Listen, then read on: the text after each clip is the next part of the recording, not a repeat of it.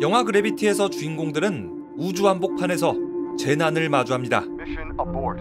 ISS initiate emergency evacuation. Debris from the missile strike has caused a chain reaction, hitting other satellites and creating new debris. Debris chain reaction is out of control and rapidly expanding. Multiple satellites are down and they keep on falling. 원인은 바로 우주 쓰레기. 그런데 우주 쓰레기는 실제로 있는 걸까? 드넓은 우주 공간에서 우주 쓰레기 때문에 재난이 벌어지는 게 가능한 걸까? 우주 쓰레기는 우주 공간에 떠다니는 잔해들입니다. 우주 쓰레기는 인간 때문에 생긴 쓰레기들이 지구 궤도를 돌고 있죠. 이 쓰레기의 종류만 해도 발사 로켓의 하단부 부스터, 수명이 끝나서 폐기된 인공위성, 위성이 부식되거나 충돌해서 생긴 파편, 페인트 조각이나 누출된 냉각제, 우주 비행사가 떨어뜨린 공구나 장갑, 부품 등등 굉장히 다양하죠. 나사의 보고서에 따르면 30년 뒤 지구는 우주 쓰레기로 뒤덮인다고 합니다. 이 쓰레기는 기하급수적으로 숫자가 늘어나면서 지구 궤도 전체를 뒤덮을 것이고, 쓰레기들이 뭉쳐져서 지구에 추락하게 된다면 대재앙으로 인류가 멸망할 수도 있다고 합니다. 1957년 구소련은 인류 최초의 인공위성 스푸트니크 1호를 발사합니다. 그 직후 수십 년 동안 세계 각국은 7,900여 개에 달하는 인공위성을 우주로 발사했습니다. 이 덕분에 눈부신 과학기술 발전이 있었지만 부작용도 만만치 않았습니다. 이 과정에서 수많은 우주 쓰레기들이 발생했거든요. 인류는 7,900여 개의 인공위성을 발사했지만 현재 인간이 실제로 사용하는 위성은 고작 1,900여 개.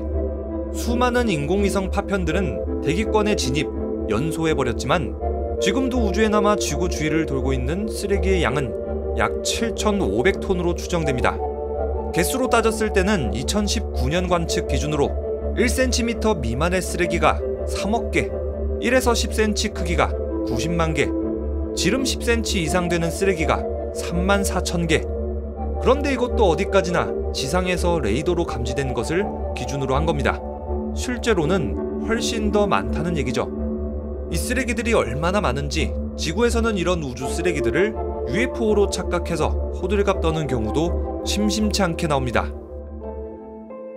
그런데 이 우주 쓰레기들은 정말 인류에게 위협적인 존재들일까? 1978년 나사 소속의 과학자 도널드 캐슬러는 한 가지 재앙론을 주장했습니다. 지구를 도는 위성들이 충돌을 반복해서 언젠가는 이 잔해들이 토성의 고리처럼 지구를 감쌀 것이다. 이 때문에 인류는 지구 밖으로 진출할 수 없게 될 것이다.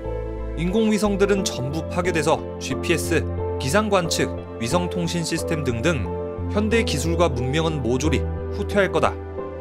자, 이것이 바로 우주 쓰레기의 위험성을 경고한 이론, 캐슬러 신드롬입니다. 그가 처음 이 이론을 주장했을 때는 과학자들 대부분의 반응은 회의적이었습니다. 우주 쓰레기들이 돌고 있는 지점은 수백 킬로미터대의 저궤도니까 미약한 대기 저항으로 인해 서서히 속도는 떨어질 거고, 최종적으로는 쓰레기들이 대기권으로 진입하면서 자연 소멸할 거라고 봤기 때문이죠. 하지만 우주 쓰레기의 양이 막대해지면서 도널드 캐슬러가 옳았고 과학자들의 상식은 틀린 말이 되기 시작했습니다. 캐슬러 신드롬이 제기된 2년 후 1980년 태양 관측 위성 솔라맥스는 발사된 지 2개월 만에 모든 기능이 정지됩니다. 원인은 바로 우주 쓰레기. 나중에 솔라맥스의 기기판을 회수해보니까 마치 산탄총에라도 맞은 듯이 쌀알 만한 구멍이 150여 개 발견됐는데요. 잔해물 분석 결과 지구 출신 금속에 의해 일어난 충돌로 밝혀졌습니다. 1995년 프랑스 첩보 인공위성 역시 우주 쓰레기로 인해 파괴되고, 2013년에는 러시아의 과학실험용 인공위성 블리츠가 2007년에 폐기된 중국의 기상관측 위성 헝윈 1호에 잔해하고 충돌합니다. 그렇게 러시아의 인공위성은 파손되고 궤도를 이탈하죠. 우주 쓰레기 파편의 평균 속도는 초속 8km, 지름이 1cm 파편에 부딪히기만 해도 시속 70km로 달리는 1.5톤 트럭에 치인 것과 비슷한 충격이 가해집니다. 이 우주 쓰레기의 위력은 소총 총알의 8배. 그야말로 우주를 돌아다니는 총알 수준이니까 이 우주 쓰레기에 맞는다면 위성이 고장이 안 날 수가 없겠죠.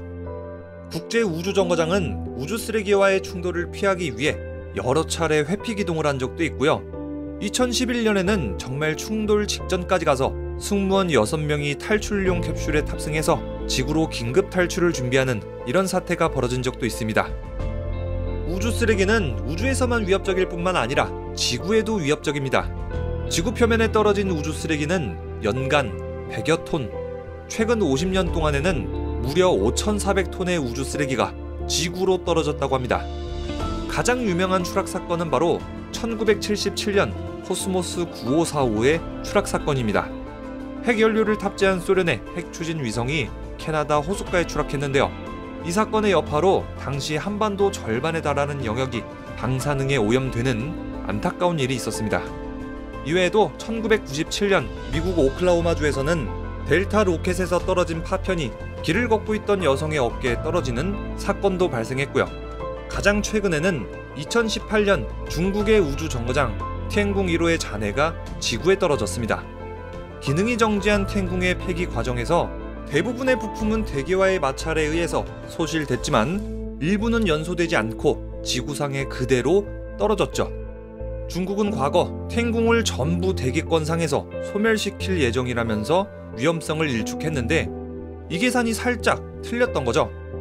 중국은 티엔궁의 궤도를 수정해서 바다로 떨어지게 만들었는데 만약에 이게 계산이 또 틀려가지고 사람들이 사는 곳에 떨어지게 되면은 큰일 나는 거죠. 그래서 그 당시 우리나라는 우주 위험 경보를 울렸습니다. 나사의 연구에 따르면 인공위성을 더 이상 발사하지 않더라도 우주 쓰레기는 계속 늘어난다고 합니다. 시간이 지날수록 우주 쓰레기의 양은 점점 많아지고 사고 발생 확률도 높아지면서 세계 각국은 우주 쓰레기 제거 방안을 강구하고 있습니다. 가장 대표적인 예가 우주 쓰레기 청소 위성. 유럽의 에어버스는 1m 길이의 작살로 우주 쓰레기를 찍어내는 스페이스 정크하푼 초소형 청소 위성 리무스 데브리스를 발사했고, 한국항공우주연구원은 올해 발사를 목표로 집게로 우주 쓰레기를 수거하는 청소 위성을 개발하고 있습니다. 올해 개봉 예정인 승료도 이처럼 우주 쓰레기를 치우는 청소선 선원들의 이야기를 그린 영화죠. 이외에도 탄성이 강한 거대한 막을 우주에 띄워서 작은 파편들을 모으고 모아서 중량을 늘려가지고 대기권으로 추락시키는 우주 끈끈이도 있습니다. 인공위성을 발사할 때 부착해서 나중에 인공위성의 기능이 정지하면 위성이 스스로 대기권으로 떨어질 수 있게 만드는 전자기 밧줄까지 우주 쓰레기를 처리하기 위한 여러 가지 방안들을 과학자들은 계속해서 논의 중이라고 합니다. 그런데 우주 공간엔 어째서 중력이 없는 걸까? 우주 공간엔 어째서 산소도 기압도 없는 걸까? 우주에선 어째서 소리가 들리지 않는 걸까? 다음 컨텐츠는 그래비티의 우주 공간입니다. 영상 안 올라오면 그냥 부엉이 내 터졌다고 생각하세요.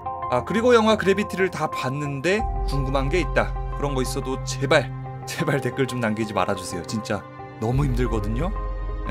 살려주세요.